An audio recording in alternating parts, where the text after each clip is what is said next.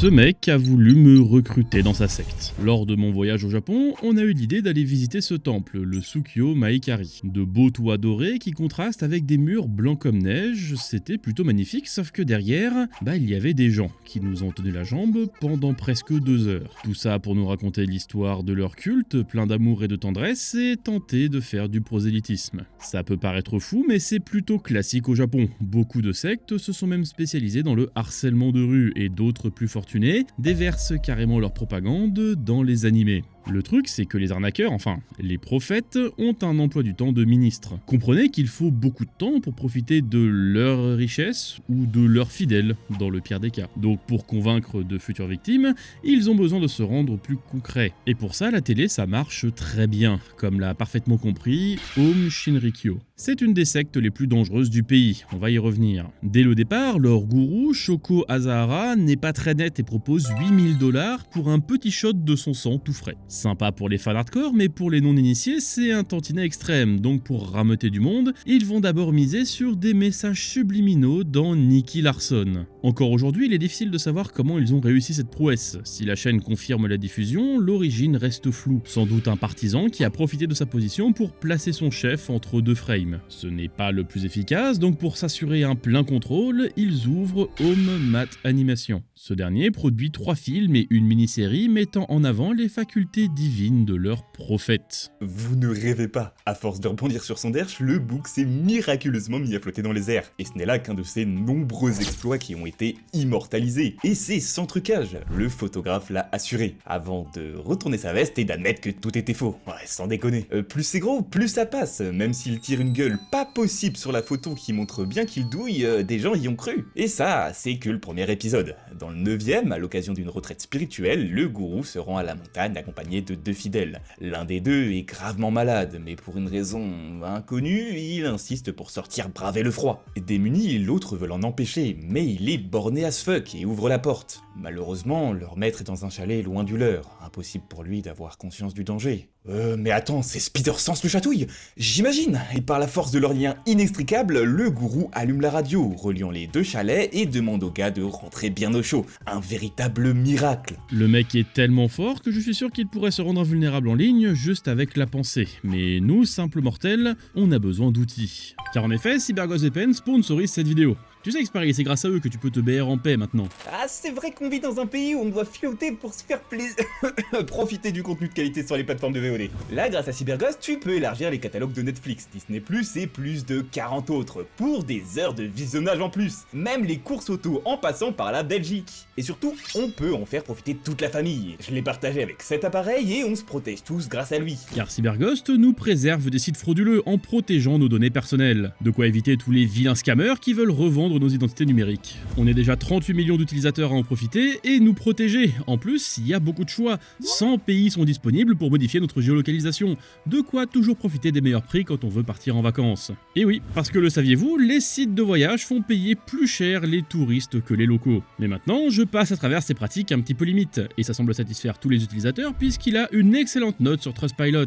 En passant par le lien dans la description, vous pourrez bénéficier de 45 jours satisfaits ou remboursés pour un abonnement de 2,03 € par mois pendant 2 ans. Testez CyberGhost VPN et protégez votre adresse IP pour protéger d'internet et des wifi publics le plus sereinement possible. Ok, donc vous l'avez compris, aucun des animés de cette secte n'a un plot digne de One Piece. Parce que leur but, c'est juste d'avoir des scènes clés pour convaincre leurs victimes des facultés du monsieur. Ou devrais-je dire, du Saint-Esprit de la vérité suprême et esprit le plus pur et le plus noble. Comme le répète à chaque putain d'épisode ce narrateur de l'enfer. À chaque intrigue, un nouveau miracle est ainsi mis en avant. Disparition spontanée, communication avec un moine mort, pire dans l'épisode 10, par la force de la chirurgie astrale, il dissocie son esprit de son corps pour soigner le mal de cou d'un gosse. Certaines personnes plus fragiles tombent dans le panneau, mais même avec 1000 épisodes, impossible de me faire croire à ces conneries. D'autant plus que même si l'animation a le charme de l'ancien, le reste est très moyen, et le doublage fait par le gourou lui-même n'aide pas vraiment.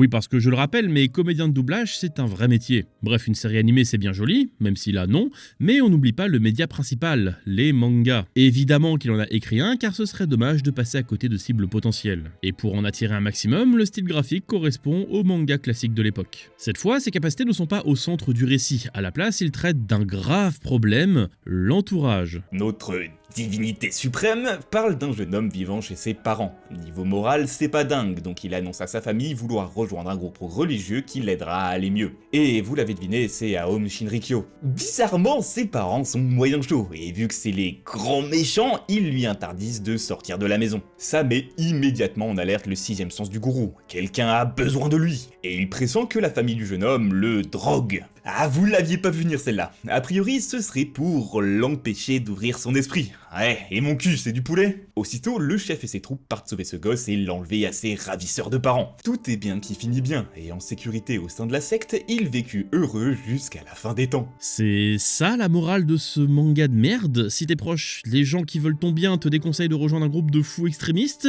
c'est qu'ils veulent juste ton malheur éternel et te drogue en cachette? Ah, et petit bonus, parce qu'une conclusion ultra problématique ne suffit pas, chaque espace libre du bouquin est comblé par de l'autopromo. Pour ses livres, pour ses capacités médicales, le mec soigne le sida, ou ses locaux. Plus de 19 sont cités, et pas qu'au Japon, à New York ou même en Allemagne. Et malheureusement, toutes ces saloperies ont eu leur effet. La secte a grossi, et a multiplié les crimes sans jamais être inquiété par la police. On parle quand même de l'assassinat d'un journaliste et de sa famille, qui détenaient la preuve que leur gourou n'était pas un dieu, de l'élimination de fidèles qui souhaitaient quitter le groupe, d'attaques biochimiques et enfin, un attentat. Le 20 mars 95, en pleine heure de pointe dans le métro tokyoïte, il perce des sacs remplis de gaz sarin, un neurotoxique, incolore, inodore, mais extrêmement dangereux. L'attaque fera 13 morts et plus de 6300 blessés. Le Japon en ressort marqué à vif, les médias sont davantage surveillés et la police est plus attentive. Fatalement, les autres sectes doivent se faire discrètes et opter pour une approche moins brutale dans leur communication, comme l'a fait et le faisait déjà la Soka Gakkai.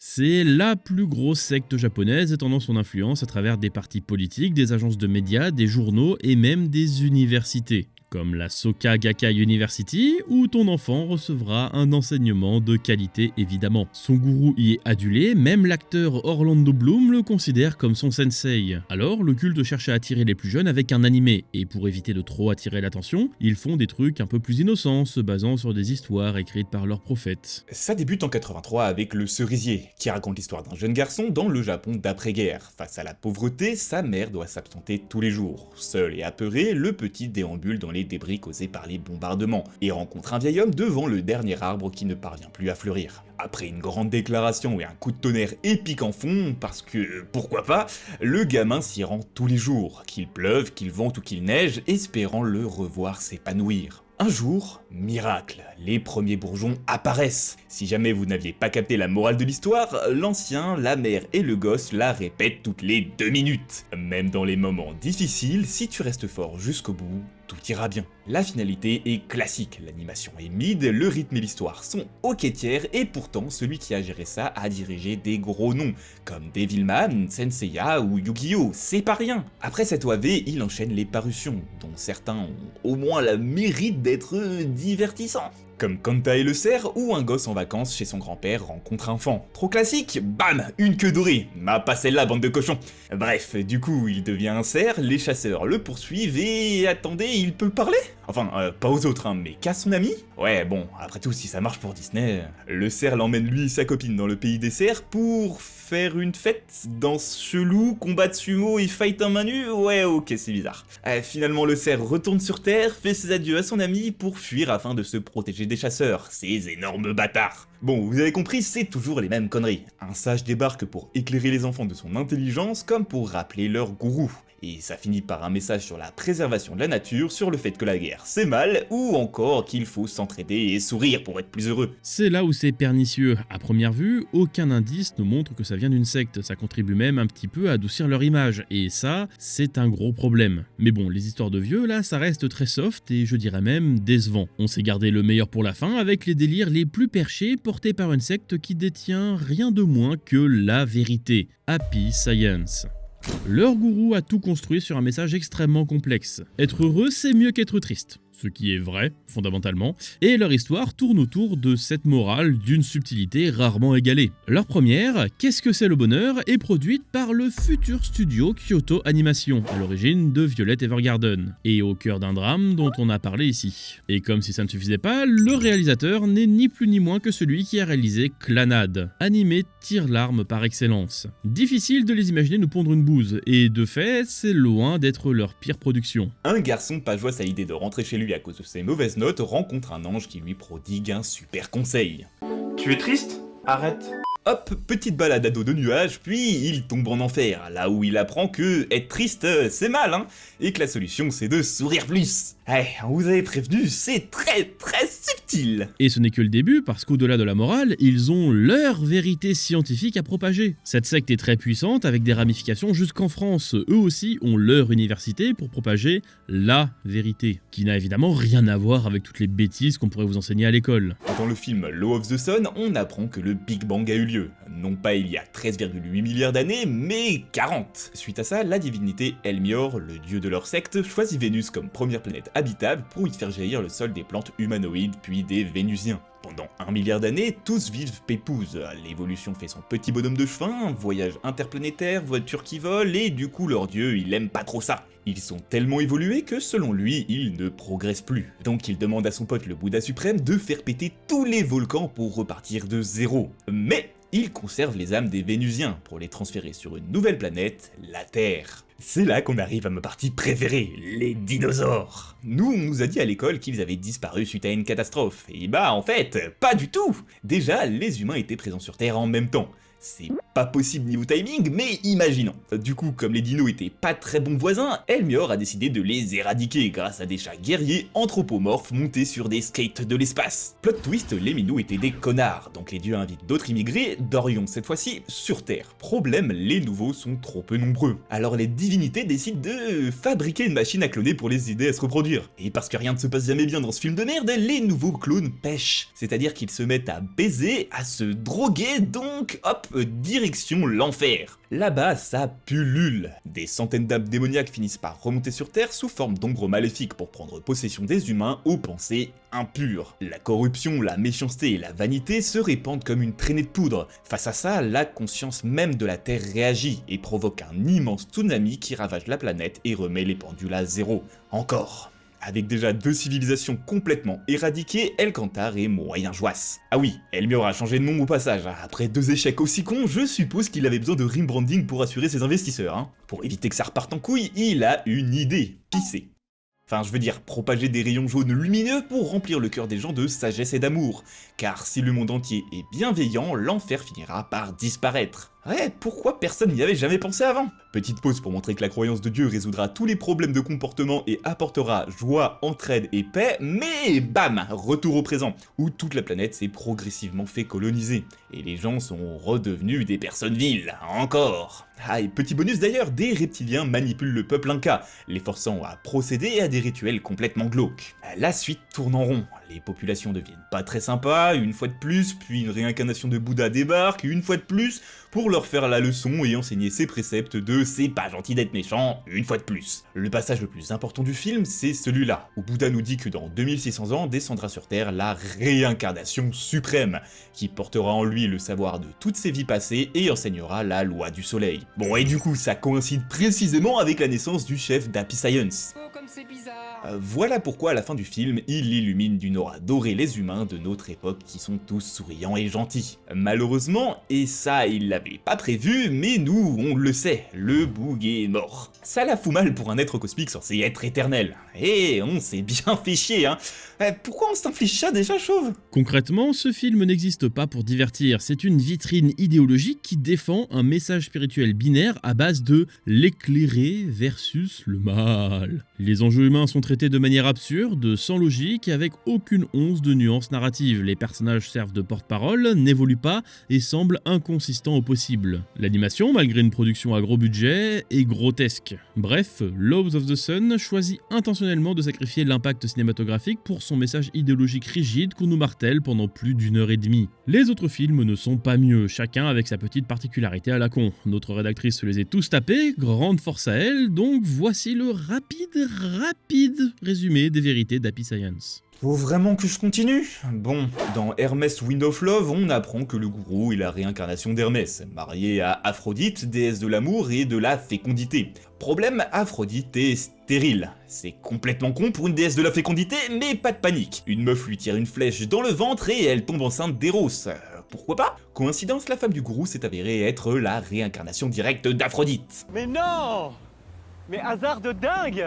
Bon, après être unis par la mythologie, ça les a pas empêchés de divorcer en 2011, hein. Mais pas de panique, sa nouvelle femme est la réincarnation de Gaïa, il en a de la chance, hein. Ensuite, dans un autre film, deux hommes proclament être la réincarnation de Bouddha. Les deux ont les mêmes arguments, mais l'un a un physique de méchant, donc il est moins crédible. Bref, ils se battent et après des aliens débarquent pour fusiller Tokyo à coups de rayons laser. Heureusement, une random contre-attaque avec des fleurs de lotus géantes. Vous n'avez rien compris? Nous non plus, mais attendez, on vous a gardé le meilleur pour la fin. Car en effet, Happy Science a fini par se dire qu'il était temps de créer son propre Marvel Cinematic Universe avec des films débiles qui glorifient leur gourou. Et donc pour ça, ils ont officiellement collaboré avec Stan Lee. Enfin, le gardien spirituel de Stan Lee qui a brainstormé avec le leader d'Happy Science. Ce dernier l'a ensuite raconté dans ce livre en 2021. Ah puis évidemment il a aussi communiqué avec les esprits de Yedron, Métatron et George Lucas pour parler de la Troisième Guerre mondiale et de la crise économique ou du fait que la saga Star Wars ait réellement eu lieu quelque part dans une galaxie lointaine, très lointaine. Avec tout ce palmarès de conseillers pour l'aiguiller, la suite des films devait être absolument exceptionnelle. Non, bien sûr que c'est rincé, des enjeux fades, des combats tout sauf épiques et des persos sans saveur. Ajoute à ça une impression permanente que le scénario est arbitraire avec un plot armor et une esthétique complètement nulle. Par contre, la scène en enfer de Friedrich Nietzsche avec l'autre moustachu qui s'allie contre le prota avec un éléphant domestique, ça vaut vraiment le coup. Ouais, c'est une très longue histoire, hein. Enfin, c'était instructif. Après avoir maté ses daubes, une chose est sûre, le mec a zéro imagination. Tous les films ou presque représentent une des réincarnations d'El-Kantar, qui va, contre toute attente, sauver le monde des grands méchants. Dedans, la prière peut tout arranger en un instant, les athées sont retrouvés, et le fait de se tuer est condamné. Bien entendu, on va pas tous les traiter dans cette vidéo, c'est trop long et beaucoup trop chiant. Ce qu'il faut en retenir, c'est leur rôle, des outils de normalisation de leurs croyances, de propagande immersive, et des produits dérivés pour faire de l'oseille évidemment. Argent qu'ils ne remettent clairement pas dans leurs animés vu la gueule de la CGI qui me brûle la rétine. On remercie à nouveau CyberGhost VPN. Consultez librement des sites bloqués en France, débloquez du contenu, protégez vos données et faites des économies pour seulement 2,03€ par mois grâce au lien dans la description. Garantie 45 jours, satisfait ou remboursé.